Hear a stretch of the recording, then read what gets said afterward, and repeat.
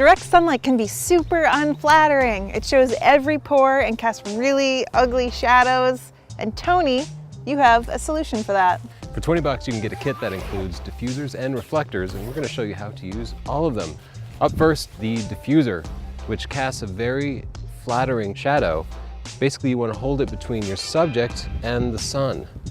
Now, it becomes a light source itself, taking the light from the sun and spreading it out across the entire width of this, so it becomes a very big, flattering light. And you have to communicate constantly with the photographer to let the assistant holding the diffuser know it's not in the frame. Moving closer or farther changes the quality of the light, but the diffuser is pretty easy to use. Usually you just want to keep the subject right in the shade. So that's with the diffuser and that's without the diffuser. What else? Flip this around and you have yourself a black reflector, which is not at all a reflector.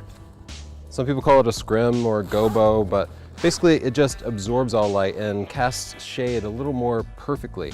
Whereas the diffuser bounces light across that light source and does create some catch light and fill light. This creates just shade. So it's portable shade. And as you can see, as I hold it in front of Chelsea, the shade is much, much deeper, causing the background to be relatively much brighter. And you can see she doesn't completely disappear even though she's in shade. Instead, she's illuminated only by the ambient light, light bouncing off the atmosphere or light bouncing off the grass and the ground. And as you can see on her face, she actually gets a green color cast. That can't be flattering. Nope, that green's there the whole time, but it's overwhelmed by the sunlight normally. Another use for this is to actually use it to block reflections from grass, creating an ugly color cast. Now let's talk about reflectors. Instead of going between your subject and the light source, you use your reflector to capture the light and then bounce it back onto your subject. The white side will cast a softer light and not bounce back as much light, but it shows less imperfections and is a bit more flattering. The closer you get with the reflector, the more light you're going to be sending in. The subject should have the light reflected right onto their face, and in fact, it might even get to be a little bit blinding. That just means you're doing it right. If they can see the light, then it's hitting their face properly.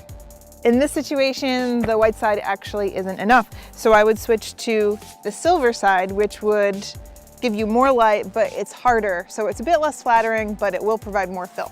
Let's try the silver side. Wait, there it is. Yeah, there you go. Got to bend it back a little. So as you can see, you have to bend and tilt your reflector until it's properly lighting your subject, which can be difficult.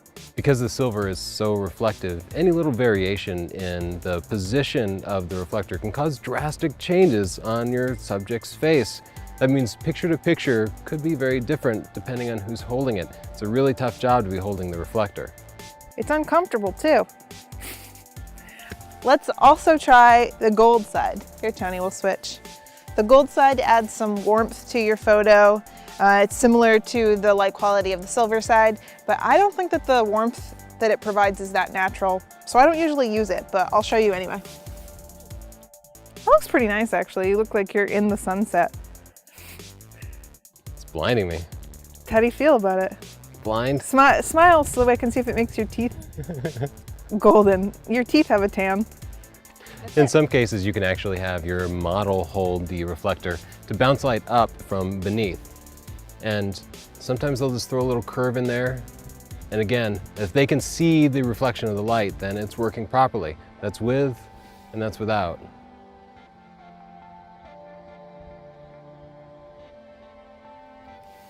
The closer you can get the reflector to the subject without getting it in the frame, the more light you'll capture.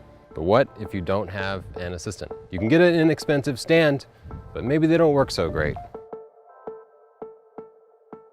Got a sandbag there. Yeah, otherwise the wind will catch it. It becomes a big sail. Still might have problems with the wind. Especially if you need to get above your subject. It gets nice and tall, but it can be real flimsy and kind of flaky.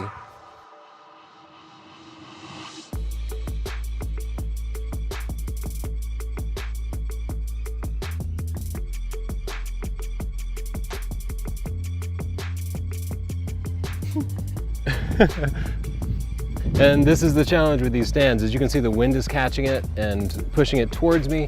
So they work better indoors than outdoors.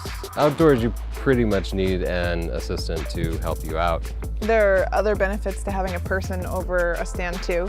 Like what? Well, it's easy to give a person direction and just have them move it rather than having the stand do it. Could you move that down a little lower? Lower. You're right, this doesn't work. Hope you found this useful and you decide to integrate reflectors and diffusers in your shooting.